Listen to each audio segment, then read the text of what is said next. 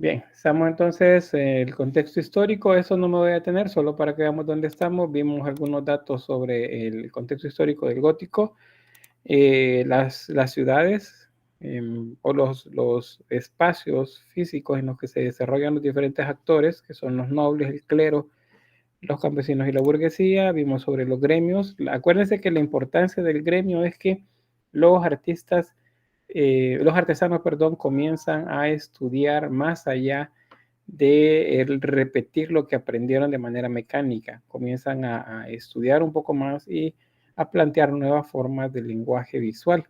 Entonces eso es lo que permite que en el siguiente periodo que vamos a ver ya podamos llamarlas a esos artesanos especialistas que acá se les nombra todavía como maestros, ya les podemos llamar artistas. Hasta gótico todavía hay artesanos. Pero en esa transición del gótico al renacimiento ya podemos hablar de artistas como tal. Bien, creo que por aquí llegué acerca del auge de las ciudades, la parte del comercio. Creo que vimos sobre las órdenes mendicantes también. Dominicos, franciscanos, agostinos y carmelitas son como de las órdenes más, eh, como más populares del momento. Que seguían las líneas de las reglas de Santo Domingo de Guzmán, las reglas de Francisco de Asís, las de San Agustín, o la de las Carmelitas, por ejemplo, que es una orden mendicante de Monte Carmelo, según se le decía. Entonces esas órdenes son bastante importantes y son parte de las que pues animan a la gente de manera que todos piensen en apoyar esas empresas de las iglesias de construir catedrales cada vez más grandes. Y a eso vamos ahorita, pues.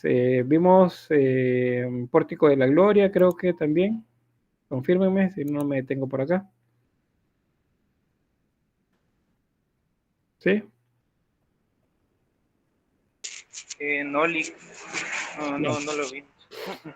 Vale, entonces en cuanto a la arquitectura gótica, este pórtico, que es un parte de una de las portadas de la iglesia de Santiago de Compostela, esta se considera una transición del románico al gótico, o sea, se construye en periodo románico, pero tiene características góticas. Esas características pasan por unas imágenes más naturalistas, aunque todavía hay un tanto de horror vacui a la hora del planteamiento de la forma dentro de los espacios, pero pues las figuras principalmente son más dinámicas, más naturales. Vean en este diagrama de por acá de las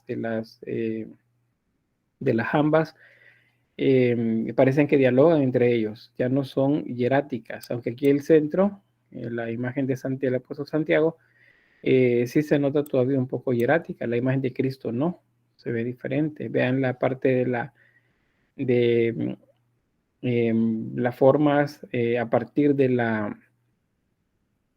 ordenamiento jerárquico, son más grandes, y así. Entonces, el pórtico es este, y pues hay una lectura también para ella. El centro significa la gloria. Acuérdense, Cristo en majestad que viene a juzgar a vivos y muertos. Aparecen los ángeles de la pasión, según mostrados acá. Esos ángeles de la pasión, por cierto, se refiere a que la iglesia en su tradición y en lo que se establece a través de los concilios, pues teorizan acerca de que cada una de las partes de la pasión de Cristo tiene una representación angelical, que es, digamos, quien acompañó a Cristo pues, en camino al Calvario. Entonces, por eso se hablan de los ángeles de la pasión. Luego tenemos otros diferentes elementos, parte del Antiguo y del Nuevo Testamento. ¿Sí, Briseida? ¿Cómo podemos identificar a un ángel de la pasión de uno normal o de los demás categorías de ángeles? ¿Cómo se identifica un ángel de la pasión? Normalmente tienen un artículo o elemento relacionado con la pasión de Cristo. Por ejemplo, la cruz, los clavos, el martillo, una escalera, la lanza, Si recuerdan, la lanza con la que fue atravesado el costado, la lanza que se conoce según la tradición como la lanza de Longinos, que es el soldado romano. También la lanza y la esponja, el titulus crucis, que es la tabla de madera que se puso sobre la cabeza de Cristo, donde decía Jesucristo, Rey de los Judíos, en 3 lenguas diferentes, y la corona de Cristo. Esos serían como los artículos de la pasión. Entonces, si un ángel tiene uno de esos elementos en sus manos, se entiende que es un ángel de la pasión, o un ángel pasionista, también es otro término con el que se usa. ¿Estamos bien? Sí. Sí, gracias. Bueno, y luego estos, los que están en amarillo, por ejemplo, acá, estos son las representaciones del tetramorfo, o sea, los 4 evangelistas. Aquí tenemos Mateo, Marcos, Lucas y Juan. Y bueno, así otros más. De eso no me detengo mucho por acá, porque necesito que veamos esto ya a nivel de arquitectónico. Solo lo planteo porque es un elemento decorativo arquitectónico que se hace en románico, pero tiene características góticas. Sobre esto, pues primero la verticalidad. Las iglesias se construyen pensando en que el ser humano se coincida muy pequeño, o sea, se perciba, una de las palabras que se usan actualmente, se autoperciban muy pequeños enfrente de la grandeza o grandiosidad de una de estas iglesias. Entonces, por ejemplo, acá abajo donde tengo el puntero, hay una persona. Miren, vean el tamaño de la iglesia. Y encima de la iglesia, las torres terminan en estos elementos puntiagudos, que son los chapiteles y las agujas, por ejemplo, terminan en punta. Eso hace que se proyecte como más alta todavía. Es como que si viéramos en perspectiva algo. Vean acá igual, vean el tamaño de las casas. Son edificios de 4 o 5 niveles y vean el tamaño de la iglesia. Y todavía los chapiteles, las torres, las agujas, todo eso es la idea que coincida la forma como algo muy alto, muy elevado. Y las personas pues se perciban pequeñas frente a la grandeza de estas iglesias. Eso es lo primero, la verticalidad. La luminosidad es lo otro. Acá pues definitivamente descartada la idea de que el gótico es oscuridad, es cosas tétricas, es negro. Eso es completamente desechado por nosotros que estamos en el área de las artes, ¿verdad? Los demás que sigan, los mortales que sigan creyendo que el gótico es oscuridad. Es completamente iluminada la iglesia. Sí, en el prerrománico y en el románico las iglesias las veíamos tenuamente iluminadas o con iluminación muy, muy marcada en el cabecero de las iglesias. Acá prácticamente está en todas las áreas de la iglesia. Hay luz por todos lados. Los vitrales proyectan luz y color hacia adentro. Entonces, cuando estábamos afuera o estamos fuera de una iglesia gótica, lo que observamos es esto.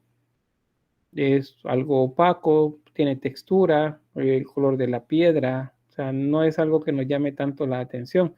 Pero una vez entramos, lo que observamos es esto. Es luz, es color. Por eso es que simbólicamente para la cultura gótica, el exterior de las iglesias simboliza el mundo presente, o sea, acá donde nosotros vivimos, el presente, el mundo, como dicen a nivel religioso. Es que no tenés que ser del mundo, les dicen a ustedes a nivel religioso. Entonces, eso no ser del mundo tiene un origen en esa concepción, pues que el mundo está afuera. Si ustedes están en la iglesia, se entiende, no están en el mundo, están en ese lugar en donde se les cobija, se les da protección. Entonces, eso es lo que se percibía acá. Ustedes vean eso por fuera, pero al entrar, mucha luz. Y esto, pues, era muy emotivo para la gente que lo observaba. Igual esta otra zona. Mucha luz. Eso es como lo más característico. A eso se le llaman rosetones, por cierto, los que tienen forma circular, y a los de forma alargada se le llama vitrales. Aquí hay 3 términos con los que nos vamos a referir a estos, y si gustan apúntenlos. Son claristorio, vidrieras y vitrales. Claristorio se refiere a la zona, al espacio donde están los vitrales, a eso se refiere. Pero bueno, ya se lo voy a mostrar mejor más adelante para que vean, ahí clarifico los términos. Las bóvedas, eso se los decía en el tema del románico. Las bóvedas son los que determinan si una construcción es gótica o es románica. Porque yo he encontrado libros en los que dice la principal característica de una construcción es el arco ojival, dicen, por ejemplo. Y no es así. El arco ojival, ese que tiene forma de ojiva, la mitad de la mandorla, ese arco aparece en el románico y lo usan en construcciones románicas. Pero lo que es nuevo y marca ese antes y ese después es la bóveda, que es lo que les decía hace un momento cuando les explicaba quién le pone nombres a todos estos periodos. Pues los historiadores ven y dicen, bueno, más o menos por el 1200, año 1200, aparecen ya las iglesias, los claustros, los monasterios que tienen bóveda ojival. Antes de eso no hay, dicen. Entonces, a partir de ese momento comienza. ¿Y cuando termina el periodo? Cuando en lugar de hacer ese tipo de bóvedas ojivales, comienzan a hacer otra vez bóvedas de medio punto, o sea, las romanas. ¿Qué significa eso? Que corresponden a periodos diferentes. Bien, ¿alguna pregunta? ¿No? ¿El chat? Tampoco. ¿Sí, Alejandro? ¿Verdad que para que algo se considere gótico no necesariamente tiene que ser una iglesia? Porque si mal no recuerdo, creo que una universidad de Inglaterra famosa tiene un estilo gótico. Correcto. Aquí lo que hablamos es de arquitectura religiosa y de arquitectura civil. Esa es ¿cómo se llama? La manera de diferenciarlo. Pero sí, hay construcciones, bueno, palacios y otro tipo de edificios que tienen un estilo gótico también. Aquí ya deja de ser patrimonio solamente de la iglesia. Bueno, avanzó. Oh, sí, Briseida, dígame. ¿Qué caracteriza el estilo gótico? O sea, para identificarlo más rápido. Bueno, las bóvedas ojivales, la verticalidad, o sea, los edificios están coincididos para ser altos, con torres puntiagudas. Los arcos ojivales, que son parte, aunque no son originarios del gótico, pero son parte de ella misma. En el caso de las iglesias, los claristorios, que son los espacios para los vitrales, el uso de otros elementos que ya los vamos a ver por acá, creo que aquí están. Bueno, voy a pasarme. Estos que son los arbotantes y los contrafuertes. Pues eso. Y bueno, elementos decorativos, que es lo que está marcado acá en la siguiente diapositiva que tenía. Elementos decorativos como por ejemplo remates en los arbotantes, en los pináculos, en las agujas, en los chapiteles, todos esos que son elementos externos arquitectónicos, tienen un acabado más naturalista. Es decir, que el oficio del escultor ha mejorado bastante. Antes de este periodo todo era esquemático, acuérdense, no importaba el naturalismo y de hecho en algunas concepciones no podía ser naturalista porque eso reñía con la idea de no te harás imágenes.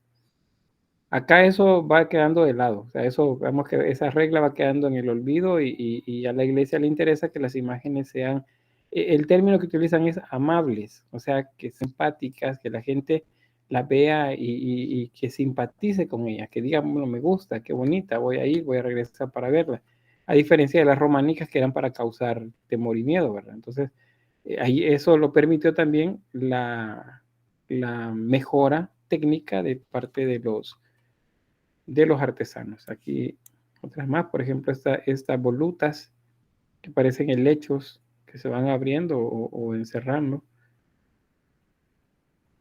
Todo esto es propio de una iglesia gótica y de la arquitectura gótica en general. Bueno, que depende hacia el norte de Europa.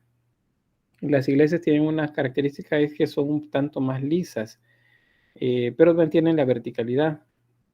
Pero será como el único cambio así como significativo. Bien, ahí tienen el texto, es naturalismo. Los tipos de arcos usados son muy variados, hay de todo tipo. Los canopiales, por ejemplo, los mixtilíneos, así como estos de acá, todos son utilizados en la construcción de acá.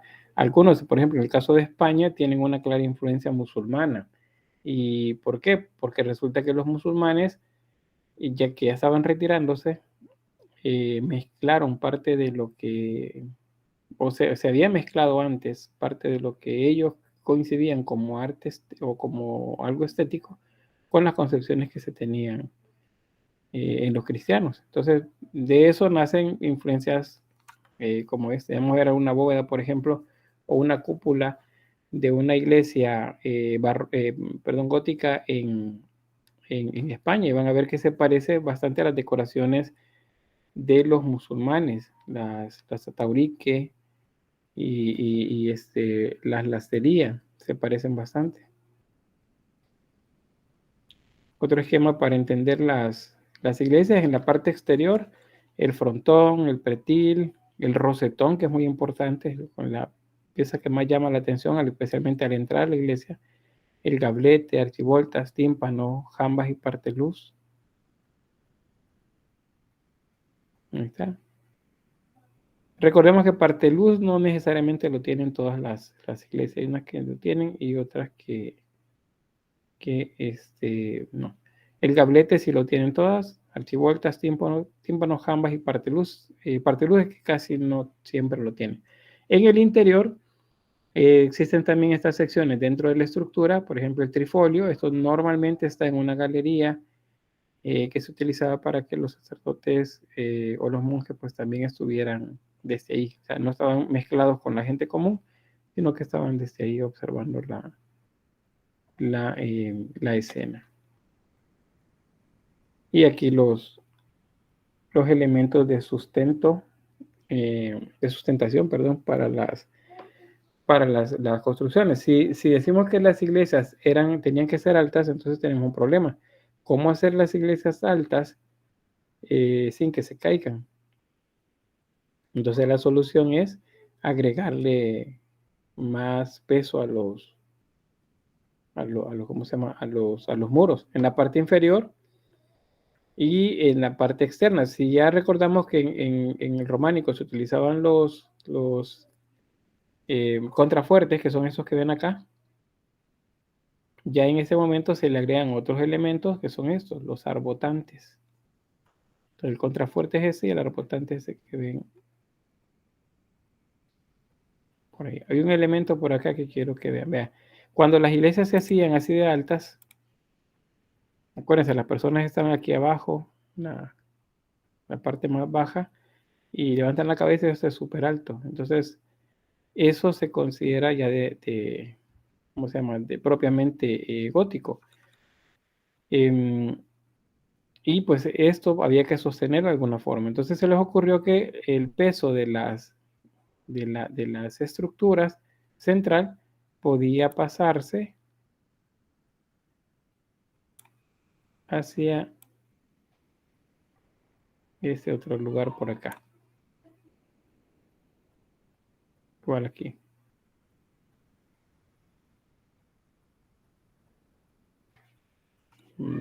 Les tengo un esquema por acá sobre eso. No sé si me captan cuando les digo que pasa el peso de la estructura central hacia los lados. Vean, de esta forma. Si se fijan en acá, como las paredes son más delgadas en cuanto a que tienen más vitrales, o sea, eso la vuelve un poco frágiles, pero ahí se ubicaron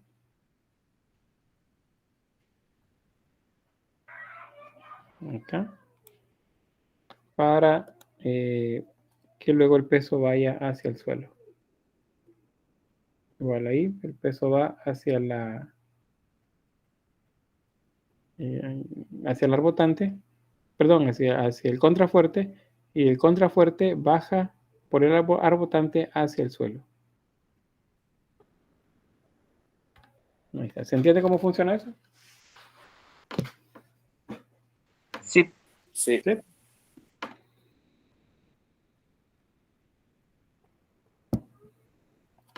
Bien, aquí otros ejemplos de arbotantes. Bueno, en las clases presenciales, ya hasta casi se me olvidó cómo se hacían esas. No, en las clases presenciales yo les mostraba un pequeño modelito, que es un rompecabezas en 3D de cartón, de Notre Dame, en la que se veía pues exacto cómo estaba la sucesión de estos arbotantes. Vean, como las paredes se necesitaban libres, eso al abrirle ventanas más grandes, las paredes se vuelven más frágiles, entonces se podían caer. Entonces, ¿cómo hacer para que no se caigan? Pues unamoslas al contrafuerte. Entonces, el contrafuerte acá.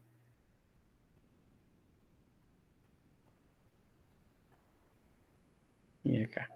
Ese tiene 2 puntos de ¿cómo se llama? De agarre.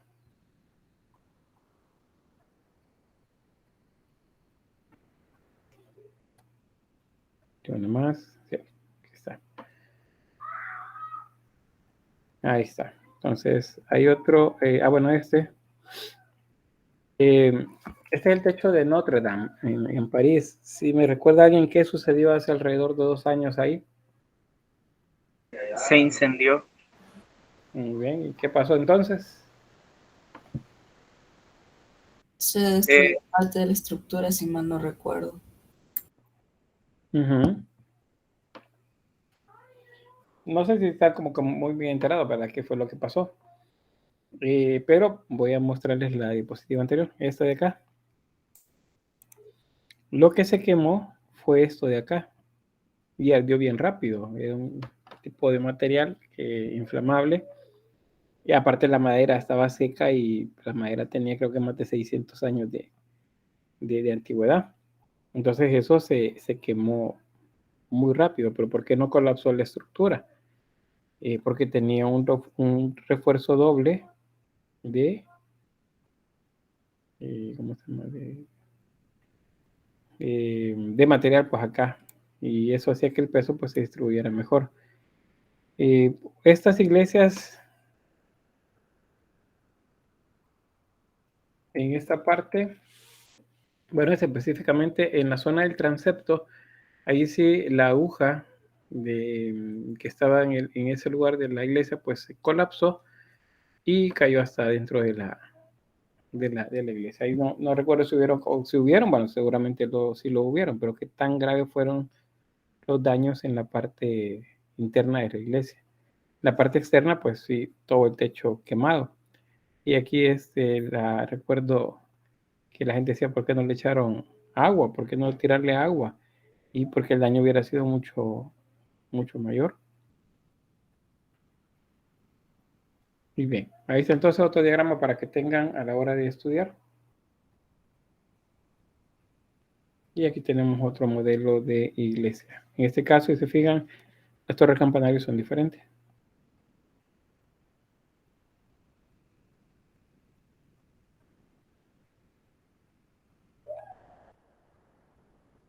Bien. Otro ejemplo más. Vean, ¿esta les parece, a partir de estos modelos que les he mostrado? A ver, bueno. ¿Les parecería que esta es gótica? Bueno, quizás la anterior Notre Dame. Esta será gótica. Sí, para mí sí. Muy bien. ¿Qué más?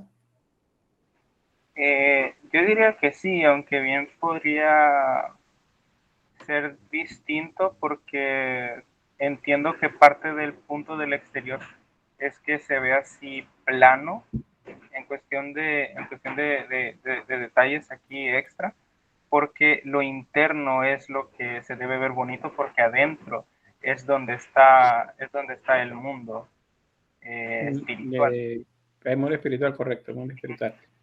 Sí, muy bien. Solamente acá, que para, digamos, la norma en todas las iglesias góticas es que en el exterior es donde se plantea la presencia del mundo presente, este mundo presente que no es bello, sino que pues tiene muchas cosas que son desagradables. Entonces acá ahí hay algo que choca con este discurso que estamos diciendo, porque las imágenes que observan ahí, que están pintadas en la fachada de la iglesia, son coloridas y eso no va con el estilo. Entonces, ¿qué puede pasar acá? Bueno, si viéramos a detalle las imágenes, notaríamos que tienen un naturalismo mayor, están más desarrollado la parte anatómica, el color también está mejor desarrollado. Eso significa entonces que esas pinturas fueron agregadas en un periodo posterior al gótico, no corresponden al periodo gótico, pero que actualmente pues las observamos todas como un conjunto. Es lo que les decía de la Catedral de Santiago de Compostela. La catedral es románica, pero le hicieron arreglos durante el Renacimiento y luego le hicieron arreglos durante el barroco, neoclásico pudo haber sido también, y como esas iglesias las conservaron mejor, entonces por eso es que ahora que las vemos son eclépticas, o sea, están llenas de detalles decorativos de otros estilos, no solamente del que las constituyó la iglesia. En otros casos también la iglesia es románica, pero la fachada es gótica. Y a esa fachada gótica le hicieron arreglos renacentistas, por ejemplo, y posteriormente arreglos barrocos. Entonces, luego definirlas como un solo estilo es complicado, pero la certeza sobre eso la da la época en la que fue construida, porque la regla es que no sea mayor, ¿cómo se llama? Que no sea mayor pues la decoración en la parte externa. Voy a avanzar por acá. Esa es Notre Dame. Creo que es la más conocida, ¿verdad? Cuando hablamos de gótico y de arquitectura y de iglesia, es como lo que normalmente vemos, o lo que se nos viene a la mente, la fachada de Notre Dame. Si se fijan, este es un estilo particular. Es diferente a este. Igual es diferente a este, que fue el primero que les mostré por acá. Déjenme ver. Acá. Entonces, hay estilos o corrientes dentro del mismo estilo.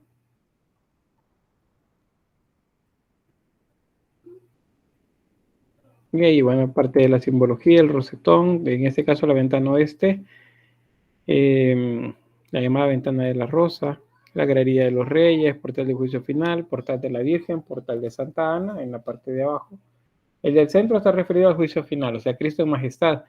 El de la derecha es el de la Virgen María, y el de la izquierda está dirigido a Santa María, a Santa Ana. Santa María es el de la derecha, y a la izquierda Santa Ana. ¿Sí, David? ¿Quién es Santa Ana?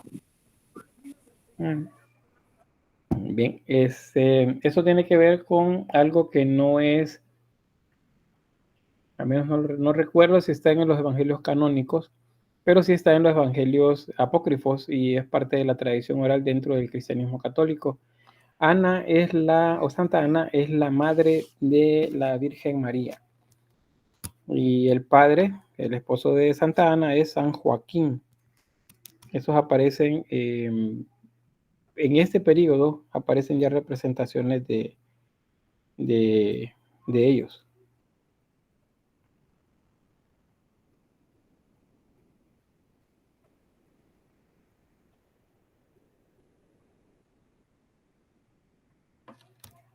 Ya.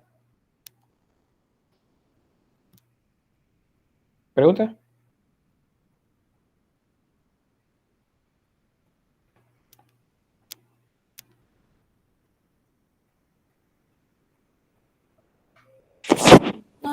¿No?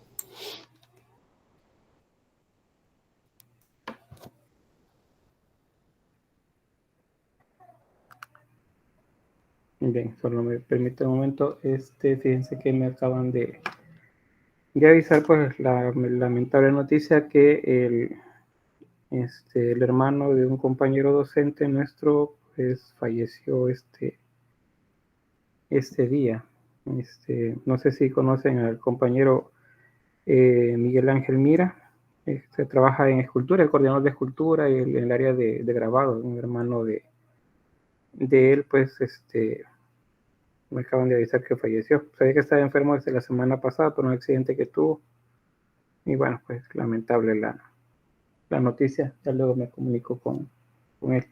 Si ustedes lo conocen, pues igual, pero hay que solidarizarse con los compañeros. Estos últimos años han sido bastante complejos para el área docente y estudiantil de la escuela. Solo el año pasado falleció un docente y más o menos 3 estudiantes, creo. 3 estudiantes, sí. Es complicada la vida. Bien.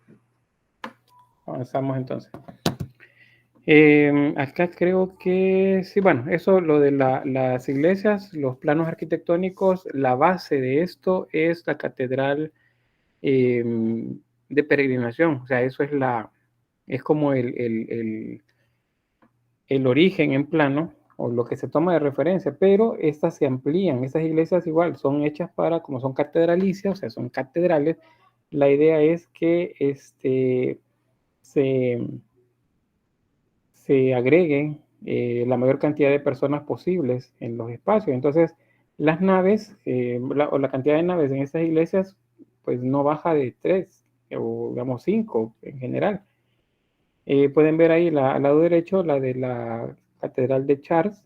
Esta tiene 3 naves en su primer tramo y del transepto en adelante tiene 5.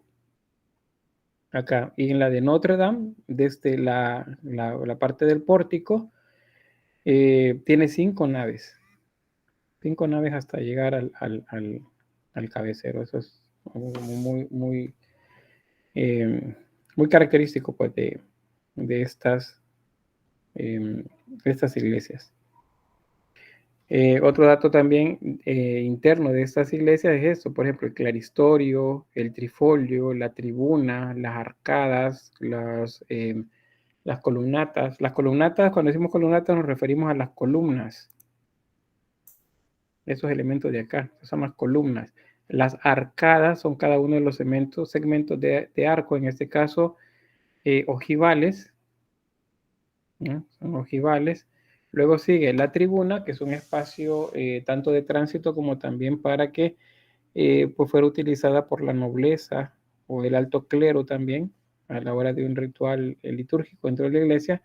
Y el trifolio es decorativo, son elementos decorativos. Trifolio porque, bueno, están agrupados de 3 en 3, son 3 arcos pequeños decorativos y cada arco tiene 3 folios o 3 hojas, cada uno de ellos. Sobre ellos tenemos el claristorio.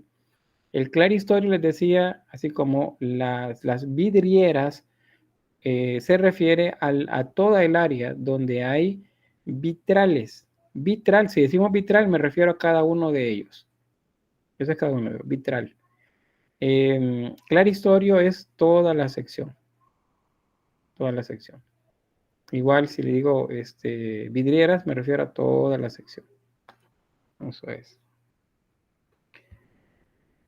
Bien, otros elementos decorativos utilizados. Y más elementos por acá, como por ejemplo si hiciéramos un corte transversal de las columnas como estas, entonces encontraríamos que son cruciformes, o sea, tienen forma de cruz.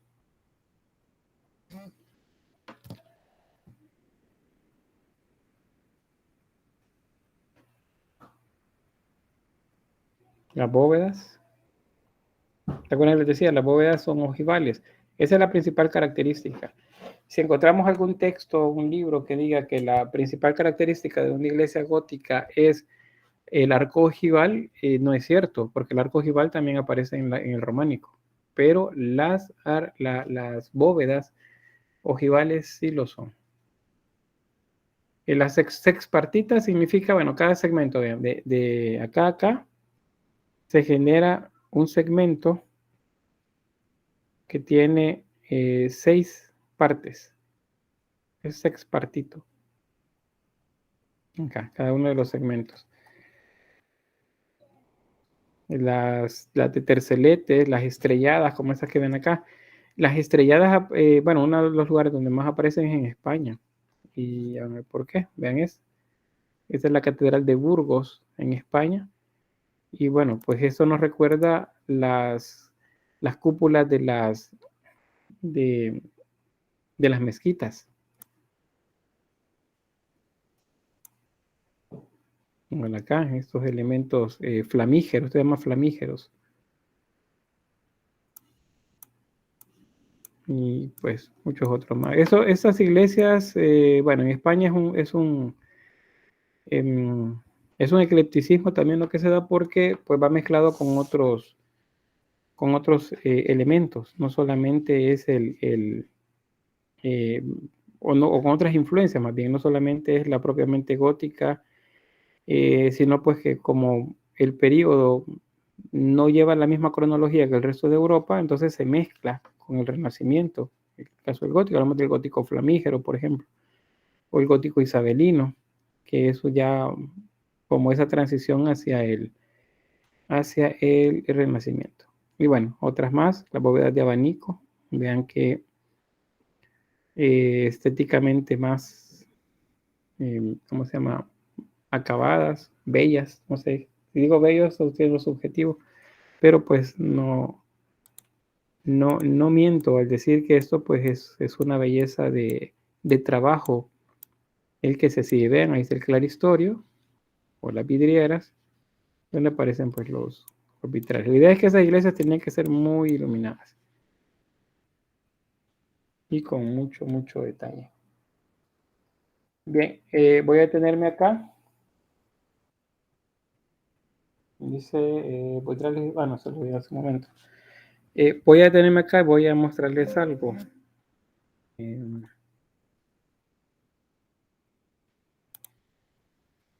Vean, cuando les active ya, porque ahorita están ocultas todas si ven aquí se oculta a los estudiantes, todas los recursos de la clase del gótico todavía no están a disposición para ustedes. Les voy a subir los videos y entonces ya lo van a tener para que lo observen. Entonces tenemos acá el último de los recursos que les va a aparecer luego de los videos, por ejemplo. Esta, por ejemplo.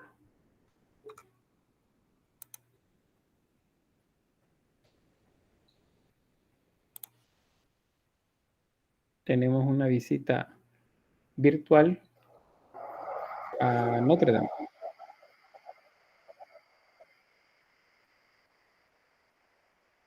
Solo vamos a detener el audio porque toda la gente hablando.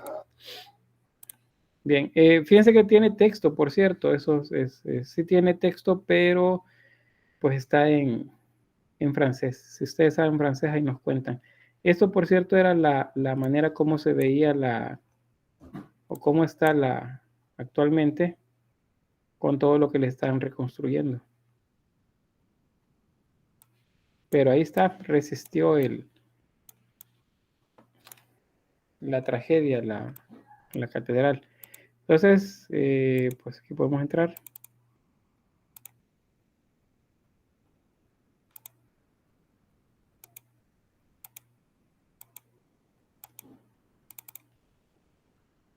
Espérame que no me deje entrar.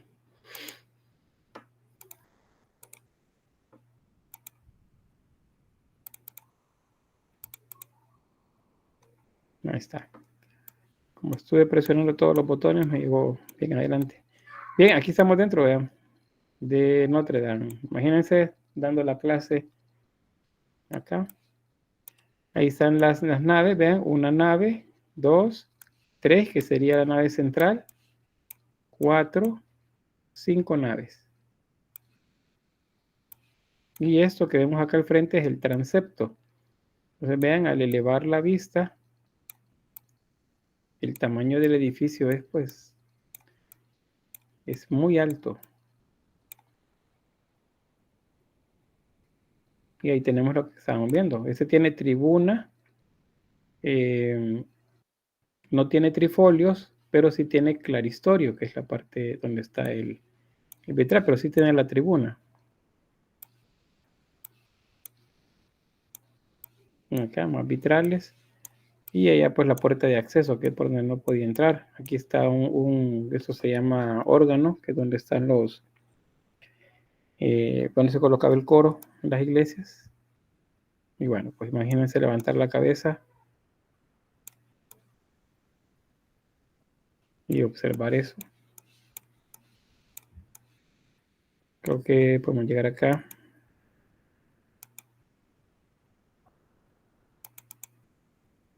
Ahí está. Aquí estamos en el transepto. Acuérdense que el transepto es el lugar donde se juntan los brazos de la cruz. ¿Vean?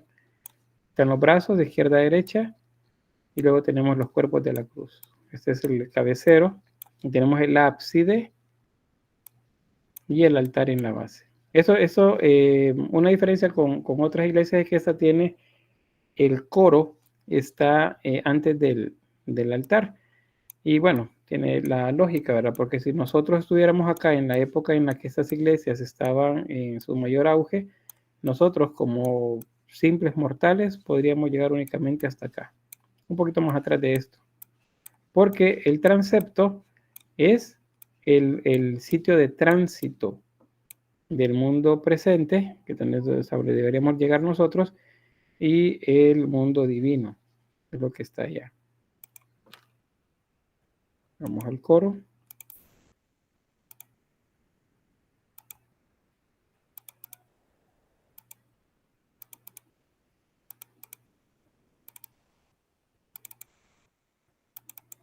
No me hace caso.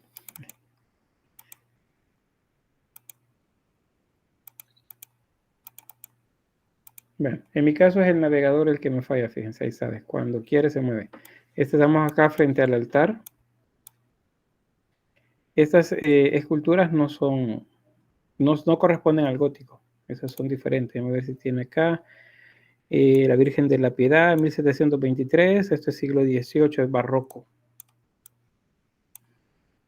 Acá, las esculturas son barrocas, igual el relieve que vemos por ahí, pero el resto de la estructura pues sí es gótico. Ahí tenemos el coro, las instancias para que se ubicaran los sacerdotes o los monjes en el coro, y de nuevo pues imagínense ver hacia arriba y pues ahí teníamos una impresionante iglesia gótica.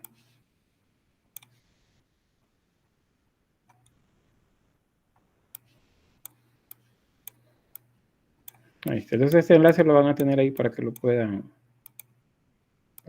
ver. Hay otras áreas acá donde se puede ver, creo que se puede ir a la par de acá, hay unas capillas, ahí está este de acá, y otras capillas también,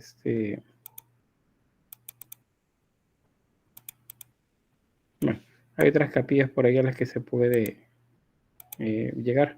Ahí ustedes jueguen con el recurso de manera que le aprovechen lo más posible. Volvemos entonces acá. ¿Alguna pregunta o comentario?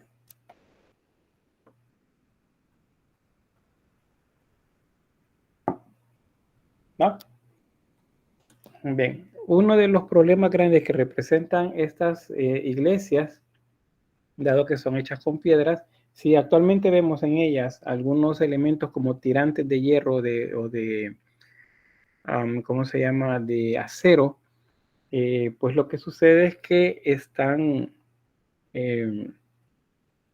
actualmente ayudando a que la construcción sea más sólida, porque pues por la misma manera como lo construían, estas iglesias son un tanto frágiles, a pesar que han sobrevivido el paso del tiempo durante siglos, ¿verdad? Pero igual, con un error que pueda suceder en cualquier caso, como lo fue en Notre Dame, por ejemplo, alguien que estaba fumando, pues se viene el desastre, ¿verdad?, con la estructura. Entonces, previendo problemas estructurales, pues entonces algunas tienen acero y tienen hierro, pero eso fue agregado después. Entonces, estas iglesias deben tener un drenaje bastante bueno para que el agua no se acumule en ninguna de las esquinas ni en ninguna zona de la iglesia. Entonces aquí es donde aparece este elemento arquitectónico que es tanto estructural como decorativo, que se llama gárgola. ¿Qué es una gárgola? Si alguien me ayuda. ¿Sí, Francisco? Son elementos tanto decorativos como estructurales. Estos funcionan como contrapesos para las no recuerdo qué estructura, pero funcionan como un contraposto, me parece que era la palabra correcta. ¿Qué era contraposto, perdón? La palabra correcta. Uh-huh. Y en algunos casos, en los otros eran como drenaje. Y per se dentro de las historias del mito, se detalla que están ahí para proteger la estructura. Muy bien, gracias. Pues ahí igual. Bueno, no sé si alguien tiene un dato más sobre las gárgolas. Si no, pues ahí Francisco pues ya nos dio los datos. Una gárgola es un elemento estructural en los edificios que sirve para evacuar el agua, es decir, es un drenaje, es la boca de un drenaje, es un tubo. Si alguien ha ido, por ejemplo, bueno, aquí en Suchitoto he visto en algunos lugares. San Salvador creo que he visto poco, pero en lugares como por ejemplo Antigua Guatemala, que las iglesias mantienen ese estilo colonial, las entre comillas, y tienen unos tubos que parecen cañones que salen de los techos, y cuando está lloviendo sale agua por ahí, salen chorros de agua por ahí. Esa es una gárgola. Es decir, que gárgola no es un monstruo, no es un ser extraordinario, grotesco o algo por el estilo, sino que la gárgola sirve para botar agua. Entonces, eso lo vamos a ver más adelante. Ahí tienen los datos de la etimología del término. Pues sonaba como se hacía gárgaras cuando el agua pasaba por el tubo y llegaba a la boca, digamos, de la salida.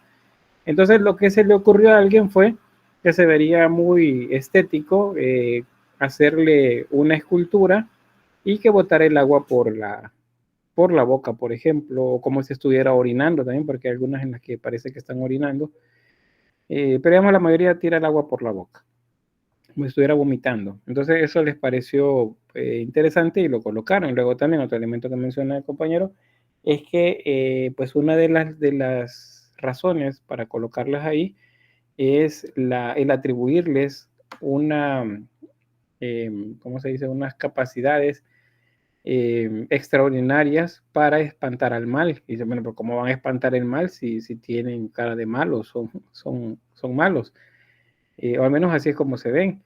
Pero eso tiene que ver con leyendas. Las leyendas las vamos a ver un poco más adelante. Solo les adelanto que hay leyendas de santos, llamados así, que conjuran o tal vez conjuran no sea la palabra, sino que dominan a demonios y los castigan. Y uno de esos castigos es cuidar o defender a un pueblo o una iglesia. Los amarran y los condenan a que tienen que enseñarles, tienen que cuidar ese lugar. Entonces, eso es lo que da origen también a que estos seres se coloquen ahí, como para cuidar de la iglesia. Otros, al menos en la zona de España, dicen que un antecedente de estos son los elementos que se colocaban en los alares de las construcciones, ¿se acuerdan, verdad? Las figuras que tenían tanto grotescas como figuras también de orden sexual, los canecillos, pues esos también dicen que tienen relación o guardan relación con eso de la gárgola. Vamos a hablar de las gárgolas más adelante porque no todo lo que hace gárgaras es gárgola. Hay otros que no son gárgolas, tienen otros nombres, pero eso lo vamos a ver en escultura. Hasta aquí, no sé si hay alguna pregunta o comentario.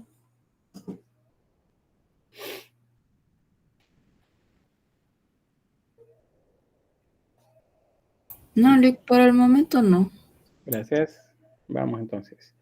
Bien, los laberintos. Vean, una de las cosas simbólicas que guardan las iglesias góticas son laberintos, al menos las góticas originales, ¿verdad?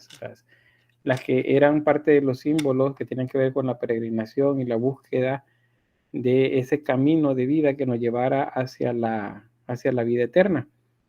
Entonces, si había gente que no podía hacer el camino de Santiago, entonces se les colocó dentro de las iglesias góticas un laberinto para que hicieran allí el camino. Entonces, acá el ejemplo de la Catedral de Chartres, vean, visto desde la parte alta,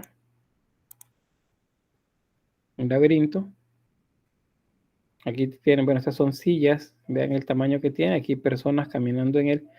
Entonces ustedes entran a la iglesia sin levantar la cabeza, sino que viendo hacia el suelo. Se supone que cuando en aquel momento lo hacían, la gente lo hacía con devoción, ¿verdad? Lo hacía con la idea, pues, de tener ese reconocimiento o eso interno que les ayudara a sobrellevar, pues, la carga pecaminosa que pudieran llevar. Entonces entraban y comenzaban a hacer el camino.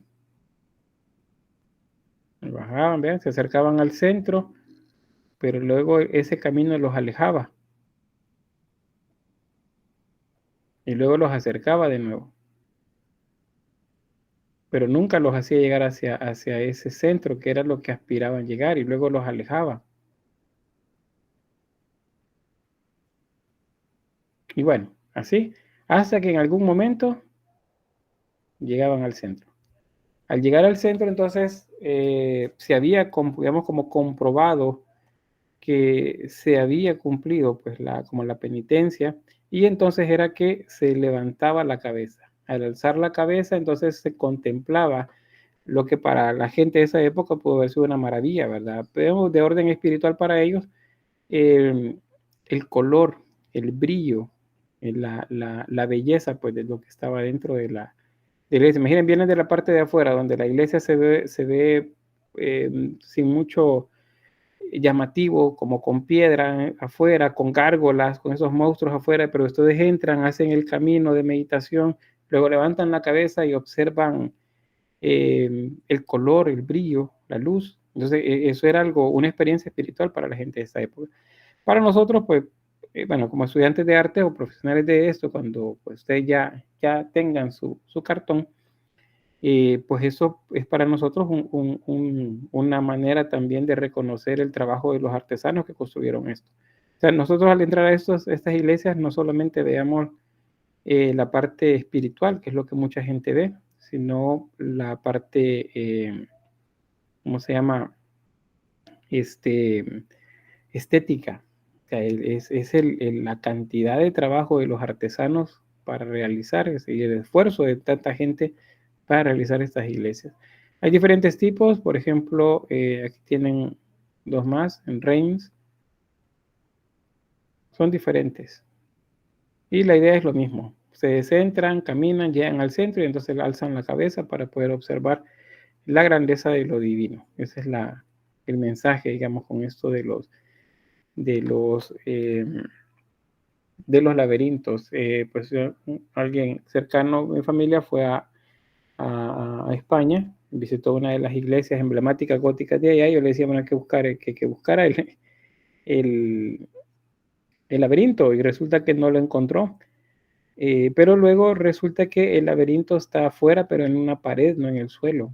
Entonces es más simbólico, es un laberinto en el que la gente a lo mejor con el dedo tenía que hacer el camino, buscar hasta llegar al centro, y entonces, pues, poder entrar a la iglesia, como una manera de iniciarse, digamos, o de hacer esa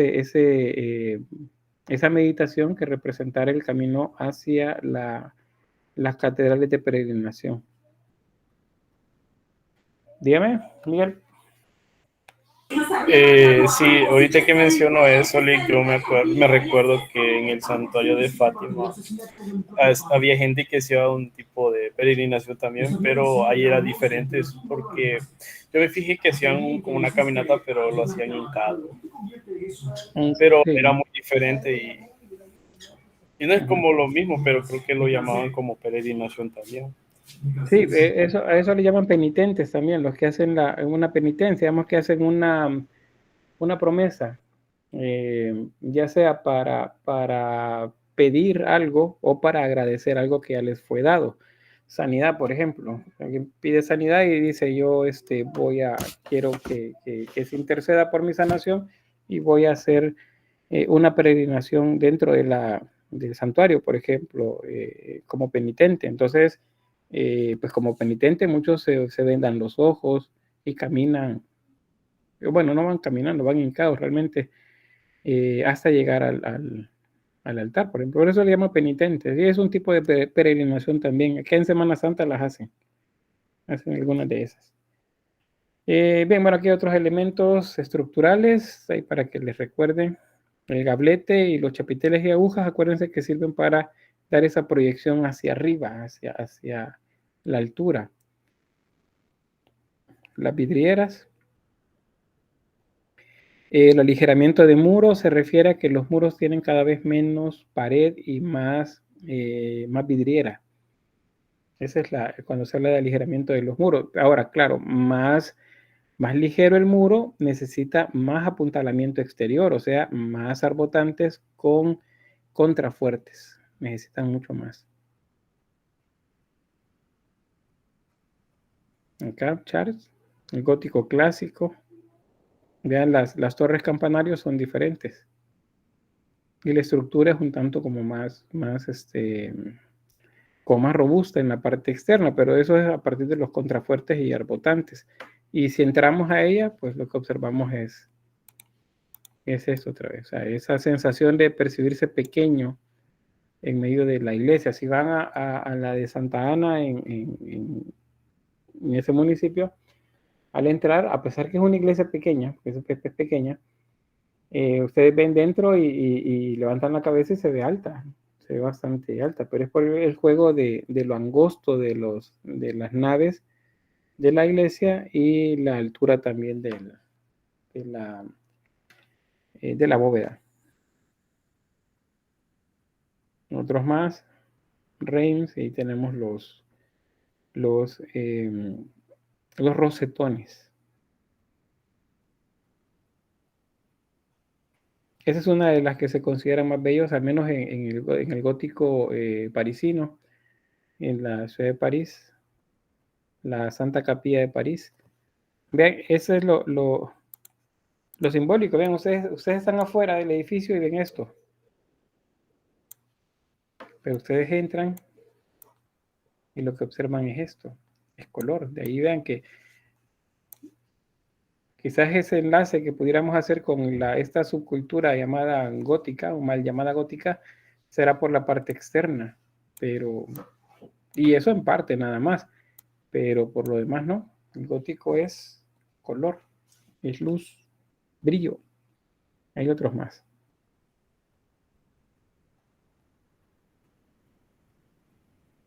Y bueno, otros ejemplos en Toledo. La Catedral de Toledo, fíjense que tiene varios estilos. Tiene románico, tiene gótico, luego tiene detalles renacentistas y va a tener también algunos arreglos barrocos. O sea, tiene de varios periodos, no solamente de uno. Pero igual, por lo demás, se mantiene la misma estructura. Vean los cuerpos pequeños, las personas pequeñas, perdón, enfrente de la grandeza del edificio y de la luz pues que emana de todas partes. La Catedral de Sevilla. Estas tienen influencia de los musulmanes, tanto mozárabe como mudéjar. Eso es lo que influencia esta. Acá, y cuando vienen a América, como los que vinieron acá a América de España, los colonizadores, pues tenían sus gustos estéticos, ¿verdad? Y trajeron artistas a partir de ese mismo gusto estético, los obispos que los traían, o los virreyes, por ejemplo, y erigían acá en América iglesias a la manera de España. Entonces, por eso muchas iglesias acá tienen detalles similares a estos. Eso se le llama mudéjar o también churrigueresco. El churrigueresco es un estilo de barroco equivalente al rococó europeo, que se dio solamente acá en América.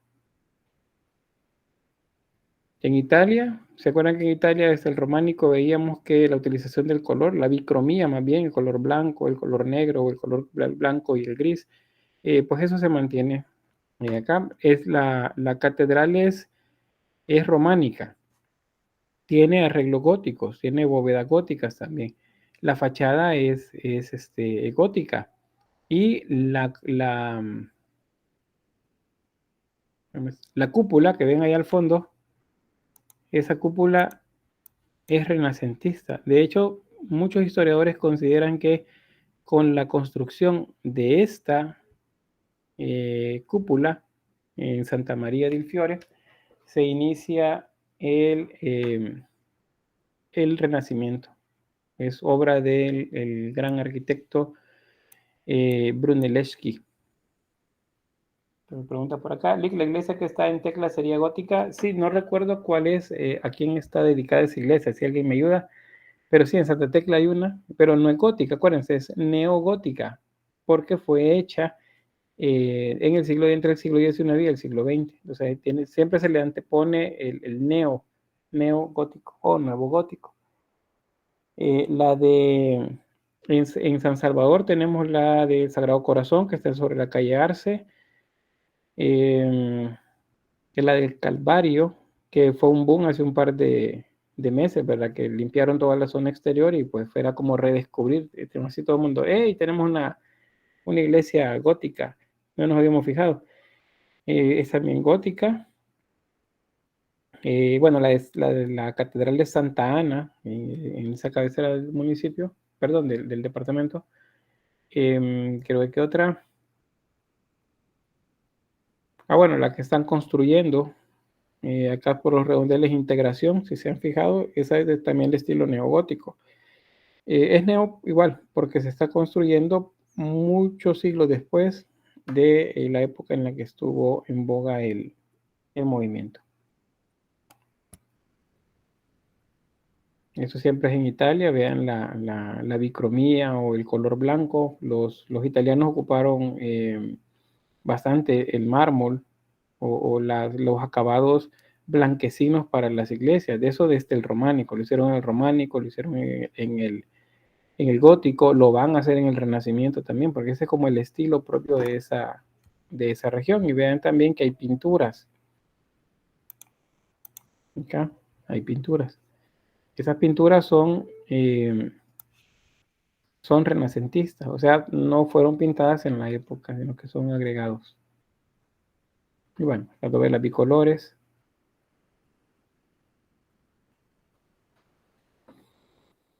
Sobre la arquitectura civil, que alguien preguntaba, bueno, si hay en arquitectura que no sean iglesias góticos, sí lo hay. Palacios, lonjas, consulados, y muchos edificios pues públicos tienen las características góticas.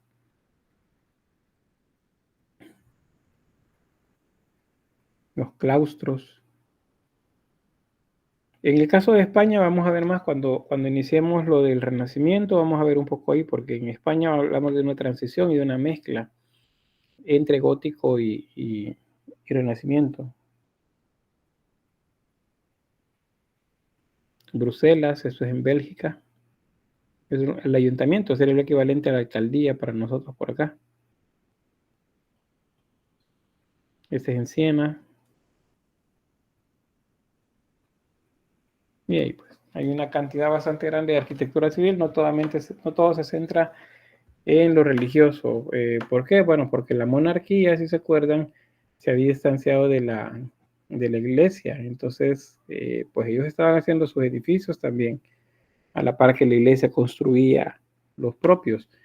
Igual los burgueses construían ellos, patrocinaban a aquel artesano maestro, como arquitecto, pues que quisiera construir algo, pues lo hacía.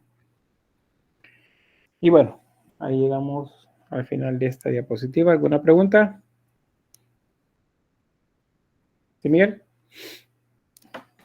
Sí, yo tengo una pregunta. ¿La Basílica de San Francisco se puede decir que es algo gótico? ¿San Francisco de? La Basílica de San Francisco, ¿de Asís? ¿Se podría decir que es gótico? ¿Eso es Italia? Sí, en Italia, sí, correcto. Déjame ver, no la recuerdo.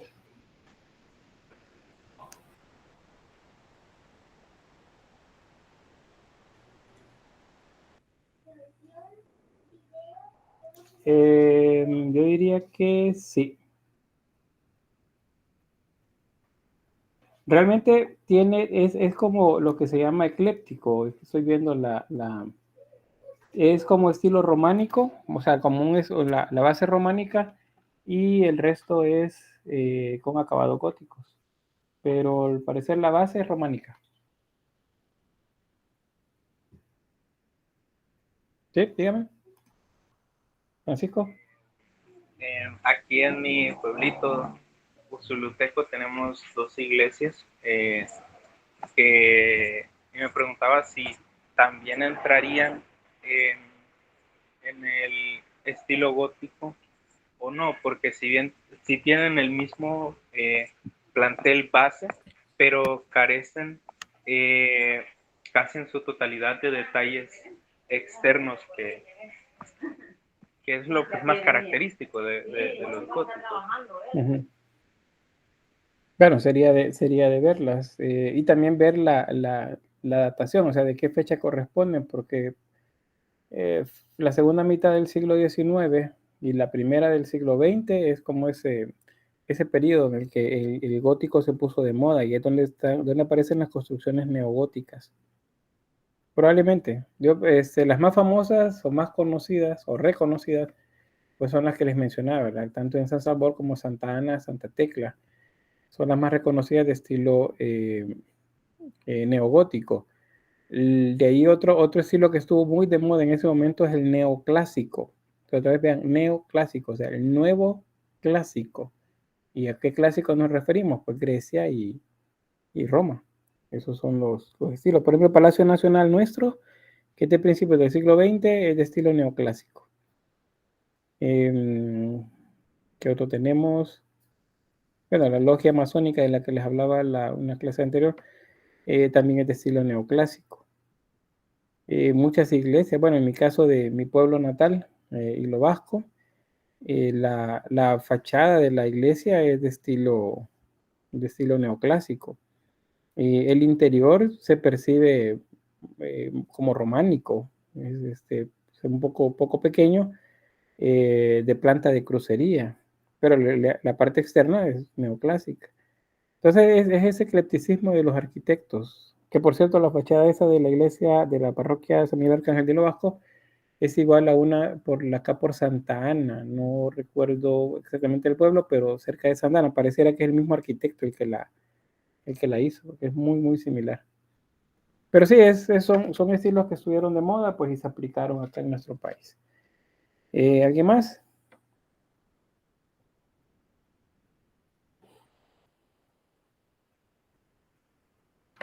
Bueno, creo que tenemos tiempo todavía. Vamos a pasar a la segunda parte del arte gótico. Eso está dividido en dos, el material, para efectos de facilitarles a ustedes también pues la revisión luego de lo que vamos viendo.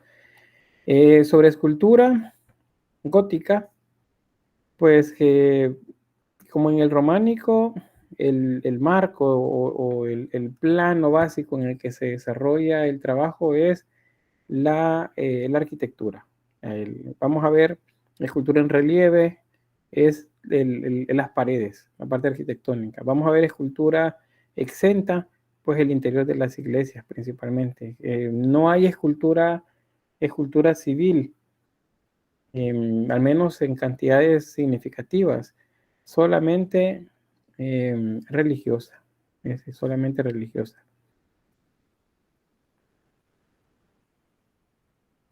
Acá unos cuadros resúmenes que los van a tener ahí para que los vean. Y aquí les puntualizo algunos aspectos sobre esto. Y es que, por ejemplo, hablamos que como hay una nueva visión del cristianismo, que se deja de lado la idea de que Cristo viene y viene a castigarnos, viene, pues, como dicen, Cristo viene pronto y viene a castigarnos, arrepiéntanse. Esa visión románica tiende a desaparecer porque a la iglesia a la larga pues no le benefició tanto. Al arte sí, porque el arte se enriqueció de una manera increíble en cuanto a iconografía, pero la iglesia pues no quedó muy bien luego de toda la crisis milenarista, y entonces hay una reestructuración de muchas cosas, concilios, ¿cómo se llaman estos? Decretos papales y otros, pues, sin fin de elementos que sirven para configurar una manera diferente de entender el cristianismo. En esa nueva visión del cristianismo, pues, la visión de Cristo, de Dios Padre, del Espíritu Santo, de María, es más amable, es más humana, se va acercando más a eso. Y por eso las formas se vuelven ya no tan simbólicas, sino que se vuelven más naturalistas. Acá se rompe esa como cadena que había detenido un tanto la producción artística de la época, en la que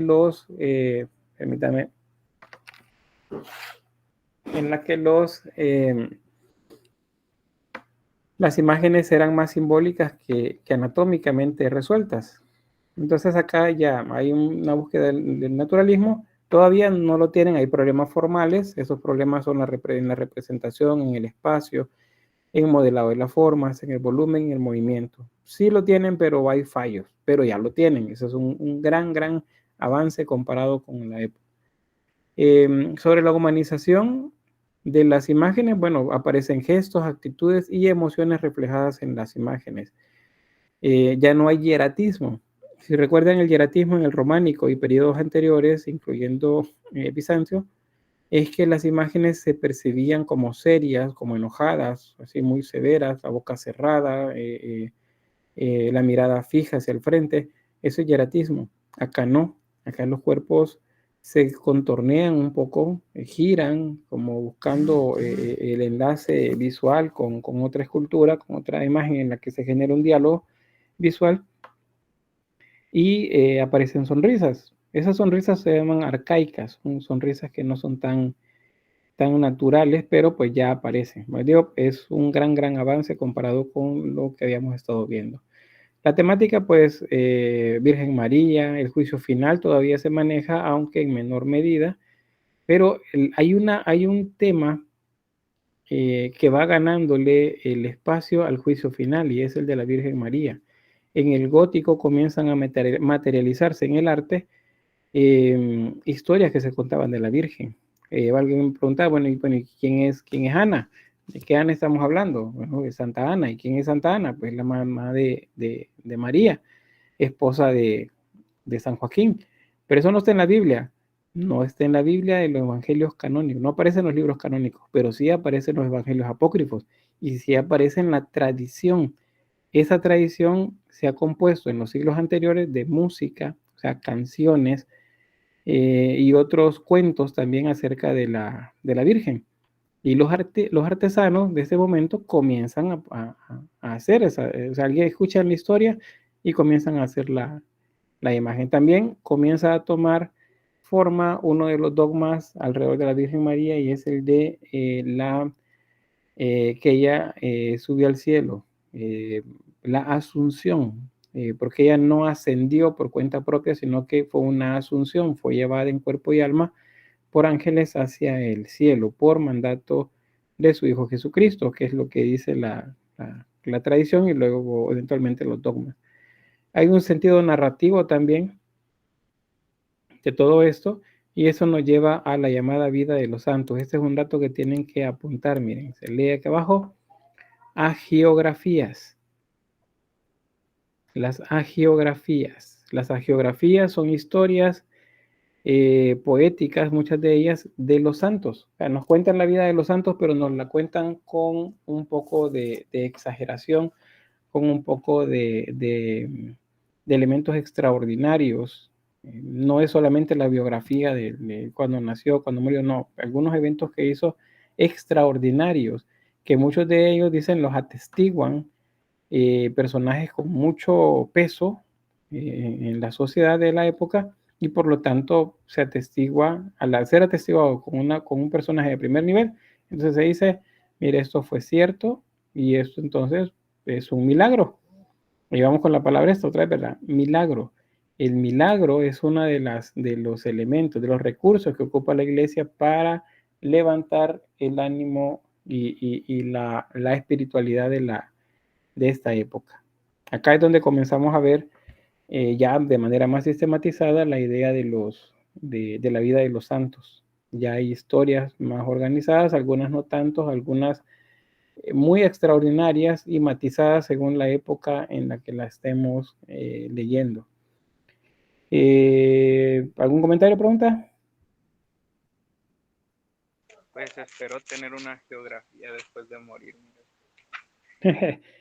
Bueno, hay que tener ya un geógrafo, alguien que haga ¿cómo se llama? El recurso. Bien, tipologías y soportes. Pues tipos, tenemos fachadas, tenemos representaciones de Virgen con el Niño. En ningún otro período a la fecha, o sea, anterior a la fecha, había existido tantas representaciones marianas, ni siquiera el arte bizantino, que está bastante lleno de representaciones marianas. El arte de la iglesia cristiana ortodoxa también está muy llena de imágenes a la Virgen, pero en Occidente este es el momento en el que más temas marianos van a aparecer. Y se habla de un ciclo mariano que va desde los ruegos o las oraciones que hacen San Joaquín y Santa Ana para que pues Dios les bendiga con un bebé, un niño, un hijo. En este caso fue una hija, porque pues Santa Ana ya estaba bastante entrada en años y no le había dado un hijo, a decir de la Biblia, ¿verdad? No es que ella le tendría que dar en términos actuales, sino que a decir del libro sagrado, para los cristianos, pues ella no había tenido hijos. Entonces, ese era un motivo para que, bueno, no tener hijos, quizás les doy aquí un poco de datos. No tener hijos en la cultura judía se entendía, en la antigüedad de la judaica, pues se entendía que Dios estaba molesto por algo. Dios no les estaba bendiciendo con hijos. Entonces Dios estaba molesto. Y resulta que Joaquín era un sumo sacerdote y era uno de los más importantes. Entonces, pues todos los demás se reunieron y dijeron, bueno, pues entonces Dios algo sabe de él, algo tiene de él y entonces por eso no le da hijos. Entonces no es digno de estar en el templo. Y fue expulsado del templo. Entonces él, en una cultura patriarcal, en la que pues la mujer era quien debía de ser como responsable de los hijos, ¿verdad? Y como si solo de ella dependiera decir voy a tener un hijo. Pero bueno, así se entendía en aquel momento. Resulta que entonces él se separa de ella, se va, le manda recados nada más, se compromete a seguir manteniendo el hogar, pero él se va, porque pues se considera agraviado porque no tiene hijos. Estando en ese exilio, es que el arcángel mensajero, que es Gabriel, se acerca en sueños a Santa Ana y le dice que está embarazada y que se prepare porque pues su esposo va a regresar. Y a San Joaquín se le aparece también en sueños y le dice que pues se regrese a Jerusalén porque su esposa está esperando un hijo. Y entonces pues ahí es donde luego viene el episodio del encuentro en las puertas de Jerusalén, que es uno de los temas que recoge uno de los primeros pintores, bueno, pintores gótico renacentista, que vamos a ver por ahí, pues Giotto, algunas de las pinturas de él. Y bueno, ¿qué más? Cristos triunfantes, retablos, púlpitos, sepulcros, sillerías, decoros, es decir, elementos decorativos, pues todo eso es parte de lo que se desarrolla por acá. Acá no voy a explicarles nada de esta diapositiva porque ya se los expliqué, pero a ustedes les queda ahí la guía. Espero que tomen apuntes porque esto pues no se los voy a explicar, ya es lo que les he estado hablando. Solo se los coloco acá como un complemento. Aquí vean cómo cambió las representaciones. Miren, hierático, rígido, carente de proporción y de naturalismo. Eso es románico.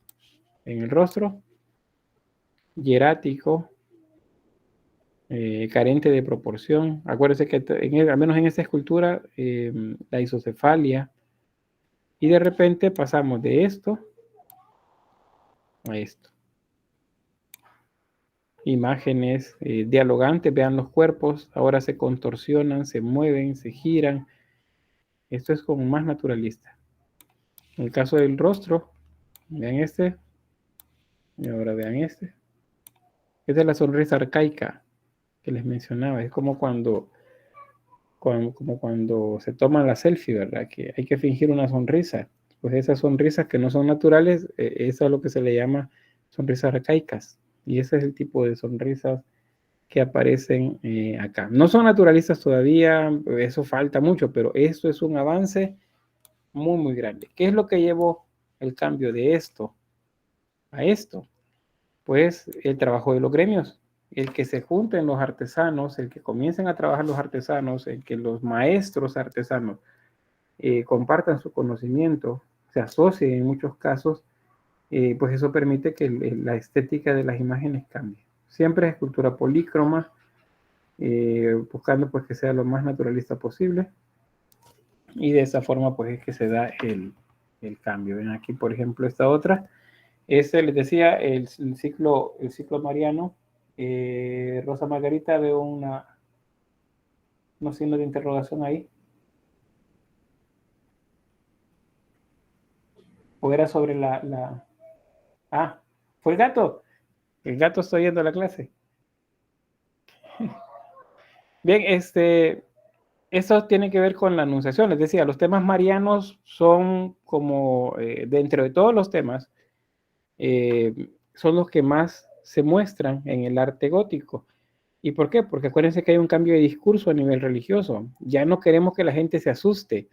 Ya no queremos que tenga miedo porque Cristo viene, porque Dios Padre viene a castigar también.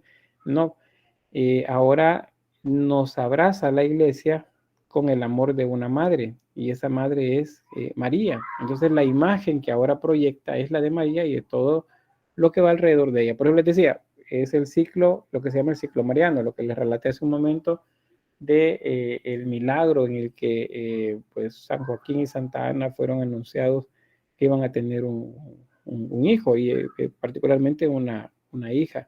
Esta, por ejemplo, este conjunto que ven acá, representa la anunciación, es este primero de acá. La anunciación es el arcángel Gabriel que llega donde María a decirle que pues está esperando un bebé. Es este, el arcángel Gabriel, y aquí tenemos María. Vean que María pues vestida como una doncella acá. Y en esta otra, esta es la que se llama la visitación. O sea, así se llama la estampa o el elemento iconográfico. La visitación es cuando María visita a su prima. ¿Cómo se llama la prima? Isabel. Correcto, Santa Isabel o Isabel. ¿Esposa de quién?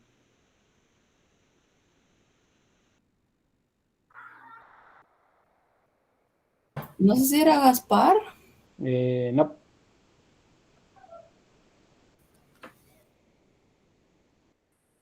A ver. Lo tengo en la punta de la lengua, pero no me recuerdo. Yo también, solo me recuerdo que el señor perdió la vista y era mayor de edad. Vamos a ver, ¿qué nos ayuda? ¿Sí? Dígame. Elizabeth. Sí, en inglés. En español, ¿cómo sería? No, pero, perdón, ese es el nombre de la esposa, pero el esposo, ¿cómo se llama? O sea, María es Zacarías. de Isabel. ¿Y cómo se llama el esposo de Isabel? ¿Zacarías sería? Correcto. Ah, Correcto. sí, la tenés. Sí. Zacarías, correcto. O sea que fue como tratando de pegarle. Bien, Zacarías. Zacarías y el episodio también con Isabel es lo mismo. Ella no podía quedar embarazada y lo hace de una edad un poco mayor. Por eso la diferencia de edades, si se fijan acá, entre la Virgen y su prima Isabel. Pero acá cuando ella la saluda, Y bueno, es cuando se supone que salta el bebé en el vientre y le dice, hace lo que se llama la salutación, que ese es otro episodio también dentro del ciclo mariano. O sea, la visitación es María la visita, pero cuando Isabel saluda a María y María responde el saludo y el bebé salta, según el texto bíblico, eso se le llama la salutación. Es otro episodio también pictórico o escultórico que se da en el periodo gótico. Bueno, hay ejemplos sobre la individualización de rostros, detalles, sonrisas arcaicas y demás. Esto es lo que vemos por acá. Vean el caso ahí del arcángel Gabriel. Así la sonrisa es tipo selfie. Y y acá María joven, Isabel ya mayor, que era mayor. Bien, voy a quedarme hasta acá con el tema. Vamos a seguir con eso. Lo de la iconografía lo vamos a ver en la clase de mañana, pero llegamos hasta acá. Estos son otros elementos que vamos a verlos mañana. Voy a detener la grabación.